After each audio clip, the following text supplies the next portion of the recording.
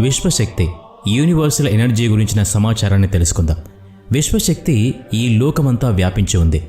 గాఢ నిద్రలో మరియు పూర్తి నిశ్శబ్దంలో మనం విశ్వశక్తిని కొద్దిగా పొందుతాం. ఈ శక్తిని చూడటం, మాట్లాడటం, వినటం మరియు ఆలోచించడం వంటి రోజువారీ పనులకు ఉపయోగిస్తాం. సంపూర్ణమైన విశ్వశక్తి మనకి కేవలం ధ్యానం చేయటం వల్లే లభిస్తుంది. మనం అచేతనంగా చేసే ధ్యానమే నిద్ర. ధ్యానం అనేది ఒక ఆకస్మిక నిద్ర. నిద్రలో మనకి కొద్దిపాటి శక్తి మాత్రమే లభిస్తుంది. పరిపూర్ణ శక్తి ధ్యానం వల్ల లభిస్తుంది. ఈ శక్తి శరీరం, మెదడు మరియు ఆలోచనల యొక్క శక్తిని పెంచుతుంది.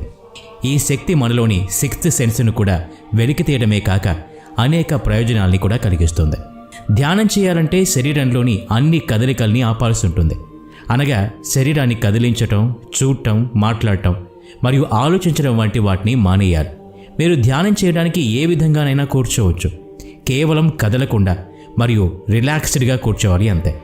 మీరు నేలపై కూర్చొని లేదా కుర్చీలో కూర్చోవడం ద్వారా కూడా ధ్యానం చేయవచ్చు. ప్రశాంతంగా కూర్చొని కాళ్లను దగ్గరికి మడుచుకొని మీ చేతి వేళ్లను ఉంచండి. కళ్ళను మూసి ఉంచండి. పరిసరాల్లో వినిపించే శబ్దాల్ని వినకండి. ఎటువంటి మంత్రాన్ని ఉచ్చరించకండి. శరీరాన్ని పూర్తిగా వదులుగా, తేలిగ్గా ఉంచండి. ఎప్పుడైతే మనం కాళ్లను మలుచుకొని చేతివేళ్లను స్థిరపరిచామో అప్పుడే శక్తి యొక్క పరిధి మరియు స్థిరత్వం కూడా పెరిగింది. శక్తి సంచరిస్తూనే ఉంటుంది. కళ్ళు మనస్సు యొక్క తలుపులు. అందుకనే కళ్ళు మూసుకోవాలి.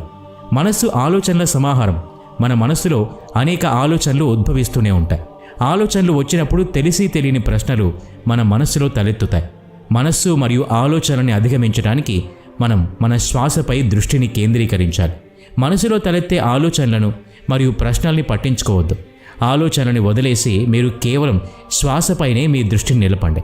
మొదట్లో మీరు దీర్ఘంగా శ్వాస తీసుకుంటూ ఉంటారు.